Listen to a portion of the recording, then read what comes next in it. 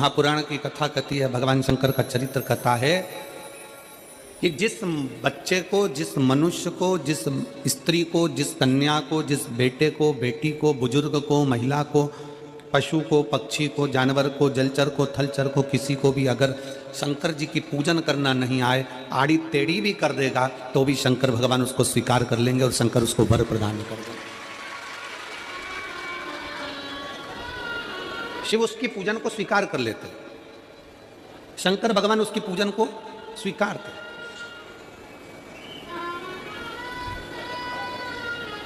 कोई दुनिया में आकर तुमसे कह देना कि मैं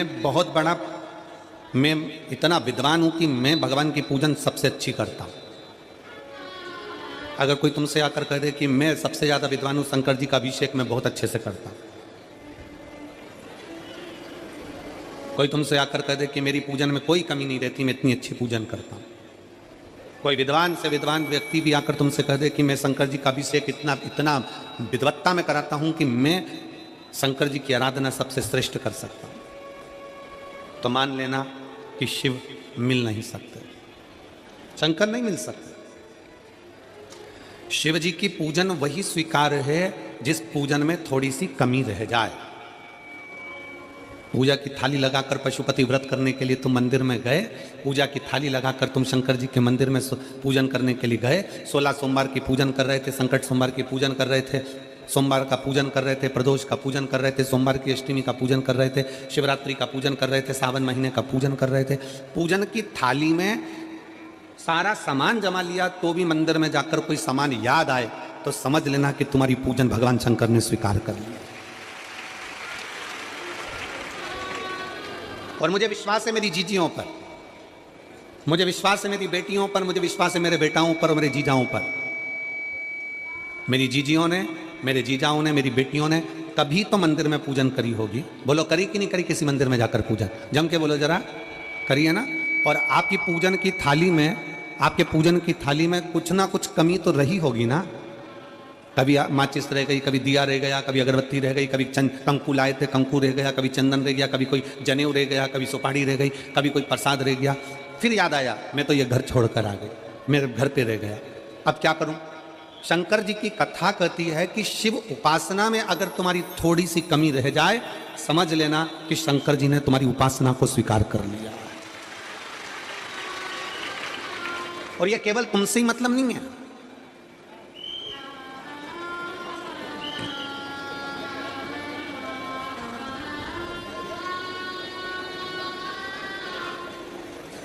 केवल आपसे मतलब नहीं है कि आपकी पूजन में ही, उपासना में कमी रह जाए।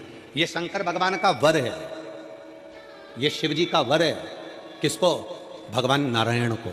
जिस समय पर नारायण ने संकल्प लिया था कि सावन के महीने में 108 कमल के पुष्प रोज समर्पित करूंगा। सुनिए कथा सबने, 108 कमल के पुष्प भगवान नारायण ने संकल्प लिया कि मैं भगवान को रोज दूंगा। रोज 108 कमल के पुष्प मंगवाते देते। सावन का आखिरी दिन था, सावन का आखिरी दिन, और सावन के आखिरी दिन भगवान नारायण 108 कमल के पुष्प लेकर भगवान को चढ़ाने के लिए जैसे ही जैसे ही चढ़ाने के लिए बैठे, वैसे ही एक कमल का पुष्प कम रह गया। लक्ष्मी जी से कहा जाओ जल्दी से कमल का पुष्प लाओ। लक्ष्मी जी कमल का पुष्प ढूंढती रही, नहीं मिला। सब दूर देखा, सारी जगत में देखा, पर कमल का पुष्प लक्ष्मी जी को नहीं मिला। लक्ष्मी जी को कमल का पुष्प नहीं मिला। आखिरी में पूजन की थाली में कमल का एक पुष्प कम रह गया। भगवान नारायण ने अपना आंख निकालकर भगवान शंकर को समर्पित कर दिया।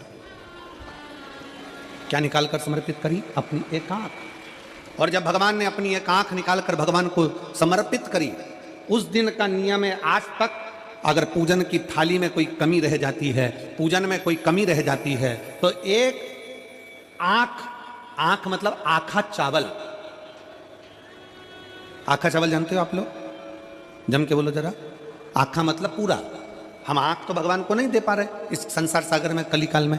एक आंख के बराबर आखा चावल, एक आखा चावल पूरी पूजन होने के बाद शंकर जी को समर्पित कर दो। शिव भगवान नारायण की आंख के बराबर उसको स्वीकार कर लेते, भगवान शिव उसको स्वीकार कर लेते, शंकर भगवान उसको स्वीकार कर लेते।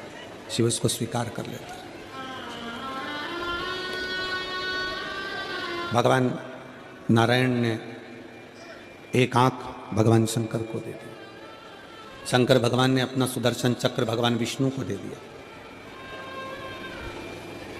भगवान शंकर त्रिनेत्रधारी हो गए और भगवान नारायण सुदर्शन चक्रधारी हो गए। सुदर्शन चक्रधारी 108 कमल के पुष्प में से एक पुष्प अगर छुपाने वाला कोई था तो वो देवाधिदेव महादेव थे। शंकर भगवान ने कहा भगवान विष्णु से, हे नारायण, आपके कमल के पुष्प को, एक पुष्प को मैंने छुपाया था। आज मैं वर देता हूं, जो शिव की आराधना करेगा, जो शंकर की आराधना में बैठेगा, उसकी पूजा की थाली में जान करके नहीं तो तुम घर पे कोई सामान जान करके छोड़ जाओ, जान करके नहीं, लेकर सब जाना है। पूरी पूजन की थाली में अगर कोई कमी रह जाती है, शिव कहते हैं उसकी पूजन को मैं स्वीकार कर लेता हूं, उसकी पूजन को मैं स्वीकार। जान करके कोई कार्य नहीं करना है अपने को। नहीं तो तुमने सोचा कि पूजा की थाली में सब कुछ रख लूं, एक सामान घर पे छोड़ दूं। सीवर वाला महाराज जी बोला है, ऐसा काम नहीं करना। कई लोग जान कर जब घर से निकलते हैं तो कोई शुभ शकुन करना रहता है तो जान करके शुभ शकुन करते हैं। गाय को घेर के लेकर आएंगे, बछड़े को घेर कर लेके आएंगे कि आज ये जा रहे हैं तो इनके सामने से दूध पीती हुई बछड़ा और गाय निकलेगी तो शुभ शकुन होगा। अब वो तो अनायास कोई शुभ शकुन हो जाए, अचानक से कलश लेकर कोई स्त्री निकल जाए।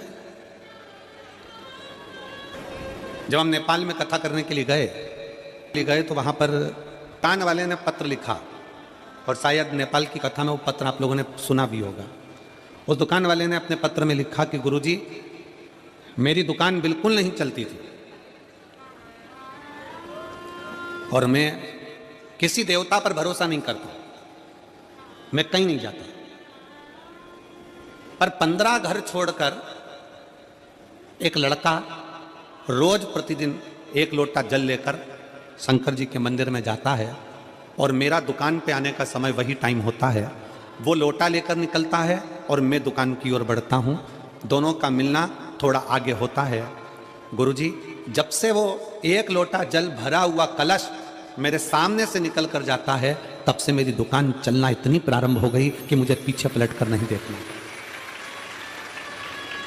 अब ना उस दुकानदार ने उस लोटे वाले को कहा कि तू जल लेकर जा, उस लोटे वाले ने भगवान शंकर की कथा को श्रवण करा और 1 लोटा जल लेकर शंकर के मंदिर में जाना प्रारंभ करा। संसार के ऐसे कई शिव भक्त हैं जो अपने घर से 1 लोटा जल लेकर शिव जी के मंदिर में जाते हैं। कोई सुबह सुबह निकल कर जा रहा होता है, भरा हुआ लोटा उसके सामने से निकलता है तो शुभ शकुन हो जाता है और जाते हुए का कार्य सफल हो जाता है। अपने आप मंगल शकुन हो रहा है, अपने आप मंगल शकुन हो रहे हैं।